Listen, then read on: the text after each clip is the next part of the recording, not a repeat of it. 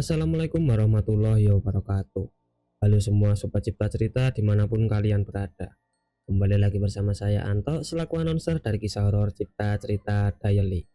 Oh ya, sebelumnya kami mau mohon maaf ya kepada kalian dikarenakan sudah 3 hari ini kami nggak ngupload konten. Karena kan kami sedang banyak pekerjaan ya. Jadi kami memang harus menyelesaikan pekerjaan itu terlebih dahulu. Oh ya, dan untuk pada malam hari ini kami akan membawakan kisah horor yang ditulis oleh @Twitter MWV_Mystic. Oh ya, sebelum kita ke ceritanya, kalian bisa bantu kami dengan menekan tombol subscribe dulu ya, agar channel kami semakin berkembang dan kami menjadi semakin bersemangat untuk membuat cerita-cerita horor buat kalian. Mari kita langsung saja ke ceritanya. Terowongan Paledang. Sebuah terowongan kecil di dekat stasiun Bogor, arah Sukabumi ini sekarang mungkin hanya terlihat sebagai terowongan pendek biasa. Namun, sebelum direnovasi dan ditinggalkan seperti sekarang, terowongan ini menyimpan sejarah peristiwa kelam yang terus membayang-bayangi penduduk yang ada di sekitar lokasi tersebut, keluarga korban, serta para saksi mata. Tepat pada tahun 2000 lalu, jembatan ini menjadi saksi bisu tewasnya belasan orang yang menumpang di atap kereta akibat tidak memperhitungkan celah yang sangat kecil di antara jembatan dan atap kereta. Kengerian peristiwa itu masih terekam jelas pada diri Dayan, satu di antara sedikit penumpang atap yang berhasil selamat, meski ia harus kehilangan orang-orang yang begitu berharga baginya. Butuh lebih dari 20 tahun hingga akhirnya Dayan mau menceritakan lagi hari kelabu itu. Januari tahun 2000. Pagi itu suasana lebaran yang jatuh 3 hari sebelumnya masih sangat terasa di salah satu kawasan perumahan Bekasi. Dayan saat itu berkumpul dengan teman-teman di dekat rumahnya seperti biasa, mengobrol, makan, dan sesekali tertawa. Hingga salah satu teman Dayan berinisiatif mengadakan camping untuk mengisi waktu senggang mereka saat momen libur lebaran tersebut. Awalnya dari 11 orang yang berkumpul itu, Dayan adalah satu-satunya orang yang ragu dan menolak untuk ikut.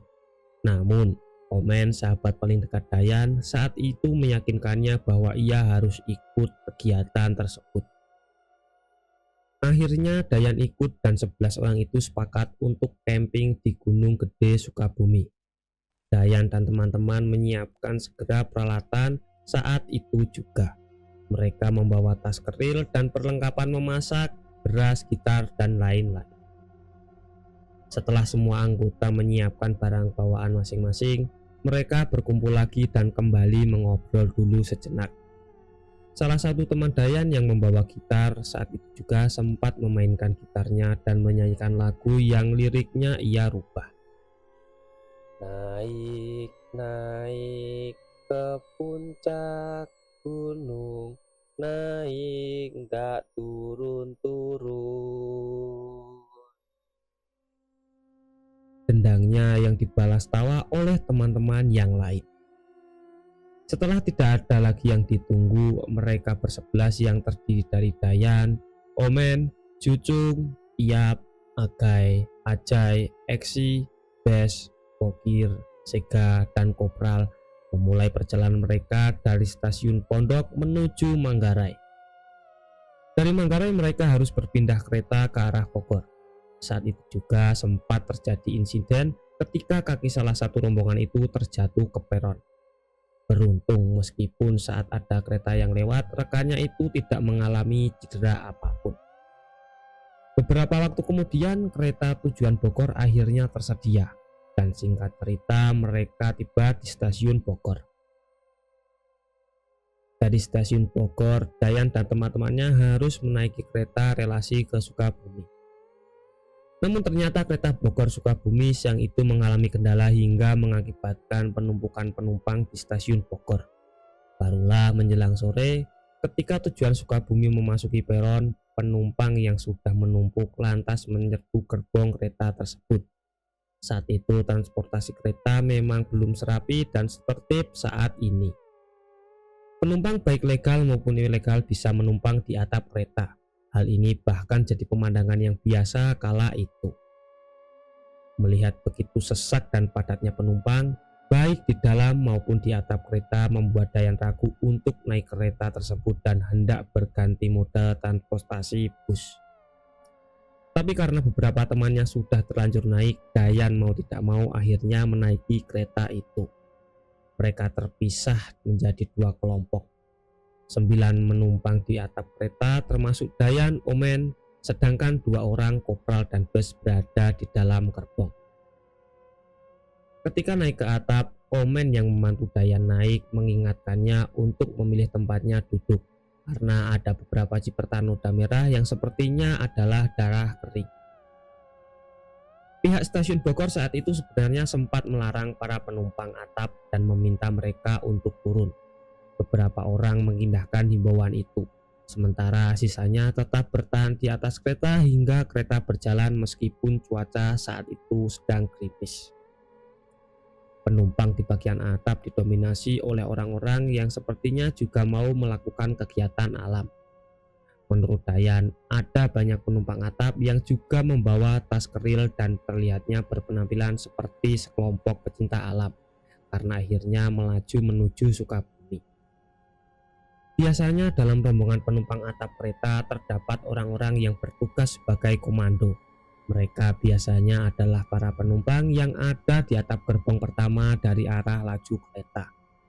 Tugas mereka adalah memberitahu hambatan di depan dan memberikan aba-aba untuk penumpang di atap gerbong-gerbong belakangnya untuk bersiap. Biasanya yang menjadi penghalang adalah talang besi dan jembatan. Kalau yang diteriakan adalah jembatan, penumpang lain harus bersiap menunduk setengah badan. Jika talang, penumpang harus benar-benar serendah mungkin. Dayan dan teman-temannya bergantung pada aba-aba ini karena mereka tidak tahu bagaimana jalur kereta ini di depan. Namun naas, menurut pendapat Dayan, sepertinya penumpang atap gerbong depan diisi oleh anak-anak baru yang tidak mengetahui tata cara memberikan komando. "Jembatan!" teriak orang dari arah depan yang diestafetkan ke orang-orang hingga sampai ke gerbong belakang. Semua orang memasang posisi siap dengan merundukkan setengah badannya. Namun tiba-tiba saja, tang tang tang tang tang, terdengar sesuatu yang menghantam benda logam dengan sangat keras. Beberapa orang di depan roboh. Komando memberikan arahan yang salah karena ternyata yang ada di depan adalah sebuah talang. Dayan sempat menunduk namun tidak dengan Omen di sisinya. Kepala Omen terhantam talang besi dengan sangat keras hingga besi itu tercetak di kepalanya. Omen roboh dan langsung meninggal seketika akibat hantaman talang pertama itu. Namun sebelum Omen jatuh dari atap, Dayan berhasil memegangi tubuh temannya itu. Satu tangan Dayan ia gunakan untuk menjaga tubuh Omen agar tidak jatuh. Satu tangan lagi ia gunakan untuk berpegangan pada kawat di atap kereta. Dayan sempat melihat ke gerbong belakang dan mendapati penumpang yang ada di atap sudah berkurang dari sebelumnya. "Jembatan!" Tiba-tiba terdengar teriakan itu lagi dari arah depan dan kembali terdengar suara benturan yang sangat keras dari arah depan hingga ke belakang. Para penumpang di atas sudah menjerit ketakutan. Beberapa orang sudah tergeletak tanpa nyawa setelah kepalanya membentur talang kereta. Sebagian lagi terjatuh, antara memang kehilangan kesadaran atau sengaja. Namun sayang, beberapa yang terjatuh pada akhirnya terpantul kembali ke arah rel dan terlindas kereta akibat sisi kiri dan kanan jalur tersebut berisi dinding-dinding yang jaraknya tidak begitu jauh dan lebar dari kereta. Belum selesai sampai di sana. Kini di hadapan Dayan ada jembatan pertama yang bercelah sangat kecil. Dayan akhirnya mengambil keputusan berat untuk melepas Omen karena tidak mungkin ia bisa selamat dengan posisi seperti itu. Dayan dengan menahan tangisnya melepas tubuh sahabatnya itu hingga terjatuh dari kereta dan Dayan merayap ke sisi membuat kereta mendapatkan ruang sedikit lebar ketika kereta melewati jembatan. Sedang saat merayap, tepat di atas jembatan itu Dayan melihat seorang wanita aneh berbaju merah yang melambai-lambai ke arah mereka. Setelah kejadian itu, Dayan diberitahu sosok itu mengalihkan perhatian sisa penumpang di atap.